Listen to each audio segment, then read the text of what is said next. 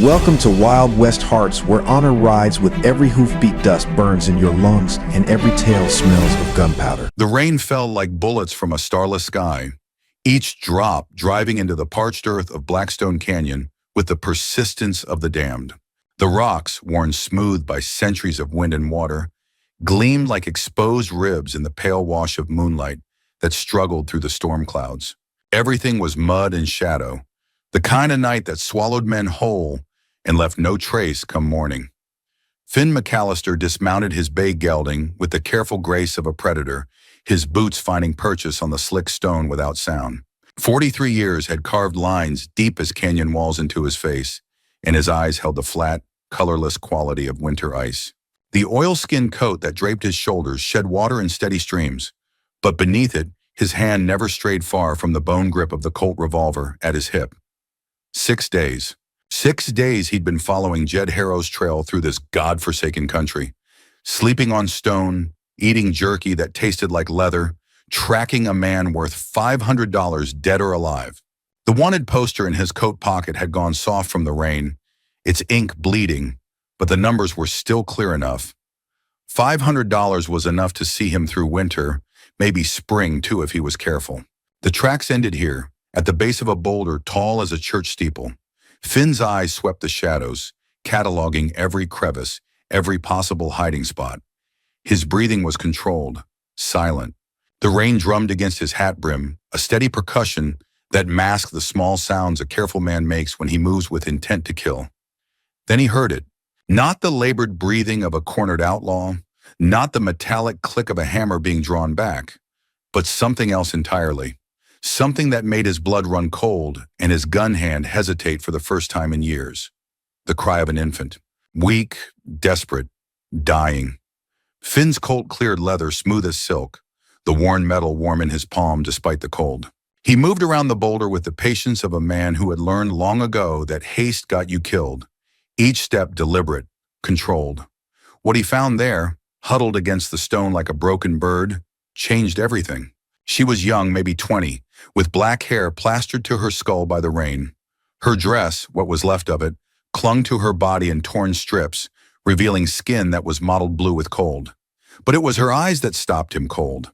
They held no fear, no hope, no fight. They were the eyes of someone who had already died inside, who was just waiting for her body to catch up. In her arms, wrapped in what looked like strips torn from her own petticoat, was a baby. The child's face was flushed with fever, its breathing shallow and quick. Rosa, though Finn didn't know her name yet, looked up at the gun barrel pointed at her heart, and when she spoke, her voice was barely more than a whisper, raw as sandpaper. Shoot me or shelter me.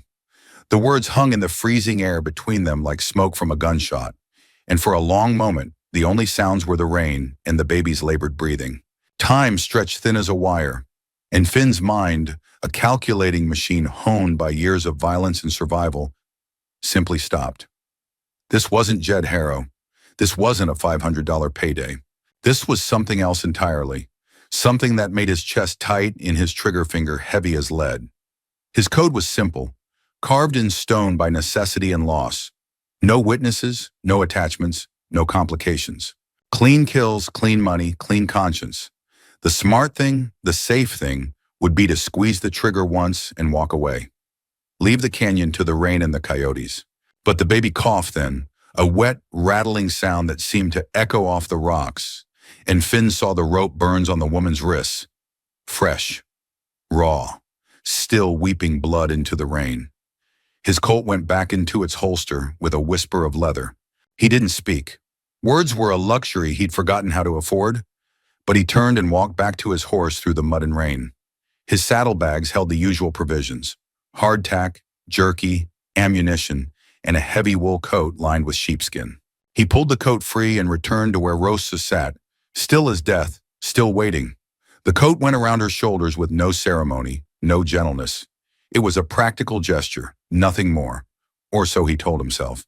He pulled her to her feet, and she swayed like a sapling in a storm, but his hand found her elbow, steadying her with a grip that was firm without being cruel. Getting her onto the horse took effort. She was weak, shaking, and the baby made her movements clumsy. But Finn was patient in the way that men who have known real hardship learn to be patient. He lifted her up behind the saddle, then swung up himself, feeling her settle against his back like a bird with a broken wing. She was rigid with fear or cold or both, a trembling weight that reminded him of things he'd spent years trying to forget. As he turned his horse away from Jed's trail, away from $500 and toward the mountains where no man's law held sway, he knew he was making a mistake that might cost him everything. But some mistakes, he thought as they rode deeper into the storm, were worth making. The cabin crouched in its pine-choked ravine, like something trying to hide from God's judgment. It was a hunting shack, nothing more. 4 walls of rough-hewn logs, a stone chimney that leaked smoke, and windows that were little more than slots cut in the wood and covered with oiled paper. Finn had found it years ago, abandoned by some trapper who'd either moved on or died, and he'd used it when he needed to disappear for a while. The door hung crooked on its hinges, and the floor was packed dirt-worn smooth by boots that would never walk again. One room held everything: a narrow cot that had seen better decades, a stone hearth blackened by countless fires, and a rough wooden table scarred by knife blades and time. On the mantelpiece sat a single decoration, a small wooden bird, carved from pine and worn smooth by handling. It was crude work, the product of small hands and infinite love, and it was the only thing in the entire cabin that spoke of anything softer than survival. The cabin smelled of wood smoke and loneliness. He helped Rosa down from the horse, and she stumbled against him for a moment before finding her feet. Her face was gray as old bones, and the baby in her arms had gone ominously quiet. Finn pointed to the cot without speaking, and she sat, clutching the child to her chest like it was the last solid thing in a world gone to liquid. The baby's cough was worse now, a sound like autumn leaves being ground underfoot. Its breathing came in quick, shallow gasps, and its skin burned with fever. Finn had heard that sound before, in other places, other times. He knew what it meant, but he also knew what to do about it. He moved with the grim efficiency of a man who had learned to fight death on its own terms. The hearth came alive under his hands, dry kindling catching fire that spread to split logs until the whole cabin glowed orange. As he fed the flames, his eyes fell on the wooden bird, and something twisted in his chest. A memory of other small hands, another fever, another night when he had failed to be where he was needed most. From his saddlebags came a flask of whiskey, not the rot gut they served in saloons, but good Kentucky bourbon that burned clean and true. He soaked a rag in the whiskey and, without asking permission or offering explanation, began rubbing the infant's chest. His hands, scarred and calloused from years of violence, moved with surprising gentleness. The alcohol would help break the fever, and the warmth of the fire would ease the child's breathing. Through the long hours of the night, he worked. Cool cloths for the baby's forehead, more whiskey on the chest, keeping the fire fed and hot. And always, his eyes would drift to that wooden bird, remembering the day it was made, remembering small fingers struggling with a too large knife, remembering pride in dark eyes that would never open again. Rosa watched him with eyes that never closed, tracking his every movement, waiting for the moment when he would reveal his true intentions, when he would demand payment for his kindness. The moment never came. When the baby's fever finally broke near dawn, its breathing settling into the deep, even rhythm of natural sleep, Rosa allowed herself to close her eyes. Finn watched her for a moment, this woman who had been broken and was slowly, carefully putting herself back together, then took his rifle and slipped out into the gray morning light. The forest around the cabin was old and deep, the kind of place where shadows moved even when there was no wind. Finn moved through it like a ghost, his boots finding the soft spots between the pine needles, his eyes reading the land for sign. It took him an hour to find what he was looking for. A young rabbit, fat from summer feeding, not yet wise to the ways of winter and death. One shot clean through the head. The sound echoed off the mountains and faded into silence. Back at the cabin, he skinned the animal with quick, practiced strokes, his knife parting flesh from fur with surgical precision. The fire had burned down to coals, perfect for cooking, and soon the smell of rabbit stew filled the small room. He said nothing to Rosa when she woke, just ladled the broth into a wooden bowl and set it on the floor beside the cot before retreating to the far corner. But instead of cleaning his weapons as was his habit, he pulled a leather satchel from beneath the table. Jed Harrow's personal effects, recovered from the outlaws' last camp. The contents spilled across the scarred wood like evidence of a life lived badly. Brass knuckles stained with old blood, a razor with nicks along its edge, a deck of cards marked for cheating, and a leather strap studded with metal that had been used for purposes no decent man would name. Finn's hands moved through these artifacts of cruelty with distaste, cataloging them, understanding what kind of man Jed had been, what kind of life Rosa had fled from. Each item was a small violence, a testament to brutality as casual as breathing. Rosa ate slowly, carefully, like someone who hadn't tasted real food in longer than she cared to remember. The baby slept in her arms, its breathing clear and strong. While she ate, Finn noticed the tear in her dress, a long gash in the shoulder seam that revealed more of her skin than was proper. From his pack, he produced a small leather kit, the kind soldiers carried, with heavy needles and wax thread strong enough to stitch wounds or mend gear. He placed it on the wooden stool beside her without a word, then went back to Jed's belongings, his fingers tracing the cruel implements while she worked. Later, he saw her mending the tear, her fingers moving with the careful precision of someone who had learned to make things last, to repair what could be repaired and make do with what couldn't. Each stitch was a small act of faith, a belief that tomorrow would come and she would need the dress to be whole. The contrast was stark and deliberate, her gentle hands creating order and repair, while his sorted through the tools of a man who lived to break things. Two worlds, one built on cruelty, one reaching towards something better. He swept Jed's things back into the satchel and pushed it away, fed the fire, watched her work. And in the silence between them, something unspoken began to take root. The wooden bird on the mantelpiece caught the firelight, seeming almost alive in the dancing shadows. The riders came on the third day, three dark shapes against the pale morning sky. Finn saw them first from the cabin's single window, a momentary flash of movement on the ridgeline that might have been deer or elk, but wasn't. He knew the way men sat their horses, knew the purposeful way they moved when they had business to conduct. His rifle was in his hands before he reached the door. They came down the slope in no particular hurry. Three men who rode with the easy confidence of those who had never met a problem they couldn't solve with violence.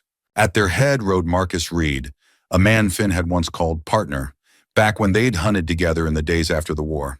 Marcus had gotten soft in the years since, his belly straining against his vest, but his eyes were still the cold gray of winter storms. "Finn!" Marcus called out when they reached the edge of the clearing, his voice carrying the false bonhomie of a snake oil salesman. "Been a while, brother. Heard you lost the trail on old Jed. That's not like you." Finn said nothing. He stood on the cabin's narrow porch, rifle held loose in his hands, blocking the door.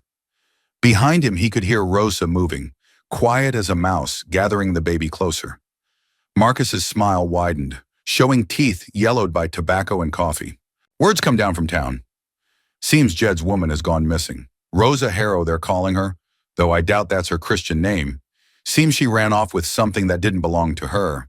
There's a new bounty out, $200 for her safe return." The two men flanking Marcus shifted in their saddles, hands drifting toward their guns. They were young, hungry, the kind of men who would kill for $20, let alone $200. "She with you, Finn?" The question hung in the air like smoke from a wildfire. Finn's grip on his rifle never changed, but something in his stance, some subtle shift in the way he held himself, made Marcus's smile falter slightly. Rosa appeared in the doorway behind Finn, the baby held tight against her chest. Her face was pale but determined, her chin raised in defiance of whatever fate awaited her. She had heard every word, understood exactly what was being offered and what was being threatened. Marcus looked from Rosa to Finn and back again, his smile returning with renewed venom.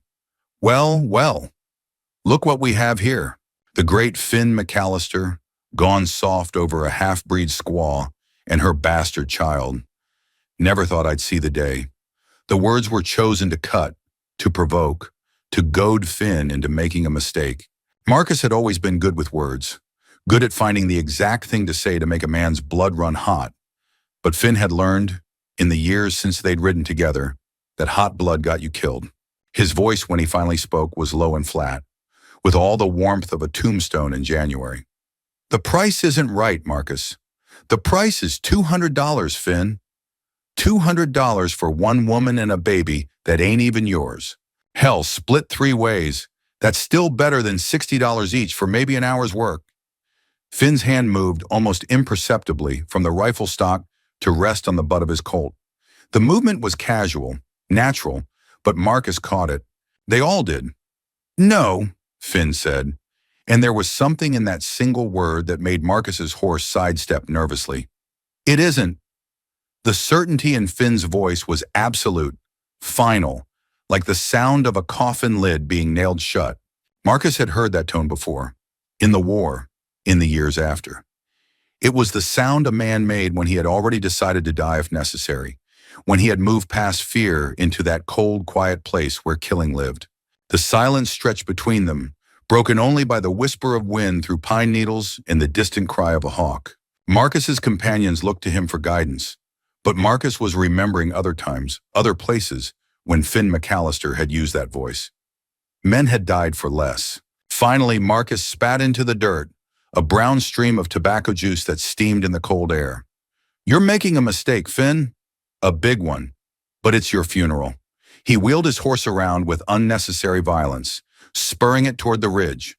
His men followed, but not before casting looks back at the cabin that promised this wasn't over, that they would remember this place, these faces. Finn stood on the porch until they were gone, until even the sound of hoofbeats had faded into the vast silence of the mountains. Only then did he lower his rifle. Only then did he allow himself to breathe. The cabin felt different after the riders left, as if the walls themselves had absorbed the tension and now radiated it back in waves. The immediate danger had passed, but they all knew it was temporary. Men like Marcus didn't give up easy, especially when there was money involved. They would be back, probably with more guns, certainly with less patience. But for now there was quiet. The baby slept in Rosa's arms, its breathing deep and even, the fever nothing but a memory. The child had turned a corner, found its way back from whatever dark place sick infants go when death comes calling. It would live, would grow, would have a chance at something more than the cold ground of Blackstone Canyon. Rosa sat on the cot, rocking gently, her eyes drawn to the wooden bird on the mantelpiece. She had noticed it before, but hadn't dared to ask about it. Now, in the aftermath of violence narrowly avoided, curiosity won over caution. "Who made this?" she asked, her voice barely above a whisper. Finn was at the table, reloading his Colt with the methodical precision of a man who had learned that an empty gun was a dead man's gun. The brass cartridges slid into the cylinder with soft metallic clicks, each one a promise of violence held in reserve. He didn't look up when she spoke. "My son." The words fell into the cabin's silence like stones into still water. Rosa froze, the wooden bird suddenly heavy in her hands. She turned to look at Finn, at the rigid line of his shoulders, at the careful way he wasn't meeting her eyes. "You had a family?" He nodded once, a sharp movement that spoke of old pain held carefully in check. "Their wagon broke down on the trail to Oregon," he said, his voice as empty as winter wind. "Wheel came off, axle cracked. They were fixing it when the Comanche found them." He finally looked up, and Rosa saw something in his eyes that made her chest tight. Not just grief. Grief was something you could understand, something human. This was deeper, darker. This was the kind of wound that never healed, that just kept bleeding year after year. "I wasn't there." 3 words. 3 words that explained everything. Why he lived alone, why he hunted men for money, why he had pulled her from the rain instead of leaving her to die. He hadn't been there when his family needed him most, and now he spent his days trying to balance some cosmic ledger that could never be balanced. Rosa looked at the sleeping baby in her arms, then at this broken man who had risked everything to defend them from Marcus and his guns. And she understood. He wasn't trying to save her. He was trying, in some desperate, impossible way, to save the ghost of a woman and child he had already failed once. In that moment of shared understanding, they were no longer hunter and prey, bounty hunter and fugitive. They were 2 people who had lost everything and found, in each other's brokenness, a reason to keep fighting. Finn walked to the window and stared out at the empty clearing where Marcus and his men had been. The storm had finally passed, leaving the world washed clean and gleaming.